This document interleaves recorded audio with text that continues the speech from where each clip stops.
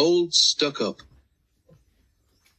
The Fat Controller preferred steam engines on his railway, but he found diesels useful because they could pull either coaches or trucks. "You're versatile," he would say to them. "Real mixed traffic engines." Boko and Bear were proud of this, but James was not impressed. He liked these two diesels, but he treated all others with deep suspicion. "Diesels don't use coal and water," he would say darkly. "How can you trust an engine who isn't normal in his habits?" Visiting diesels sometimes boasted about how special they were. Usually Boko and Bear had to spend the next day smoothing ruffled feelings. One day, a particularly haughty diesel came from the other railway.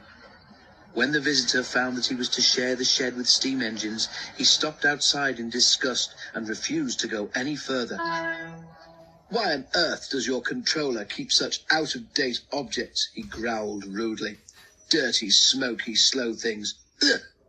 He shuddered delicately. "On our railway," the diesel continued loftily, "steam engines are kept strictly in their place and not allowed on the main line without special permission." Boko, who was showing the diesel round, lost patience.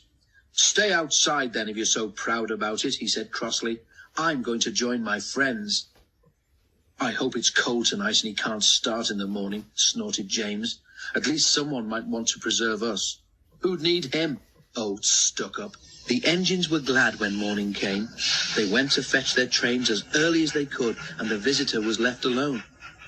"That's better," he purred to himself. "How can an engine rest in all that hissing and clanking?" The cleaning equipment and fuel supply were in the part of the shed which Boko and Bear shared. Old Stuck-Up was so full of self-importance that he'd forgotten he would need cleaning and refueling before he went home. It was getting late when he remembered. "If I go in now while the shed is empty," he said to himself, "no one will know I've been."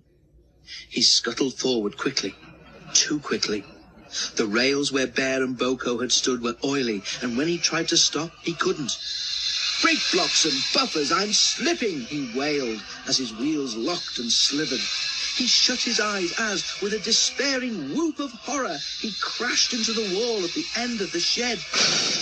The diesel was not badly damaged, but a dreadful draught came through the hole in the wall. When the other engines came home, they heard the story from Douglas, who had cleared up the mess. "Ho, ho, ho," chortled Henry. "Old Stuck-Up came unstuck, did he? I say, Boko, what is it the Fat Controller calls you?" "Versatile," chuckled Boko. "But that isn't what he called Stuck-Up.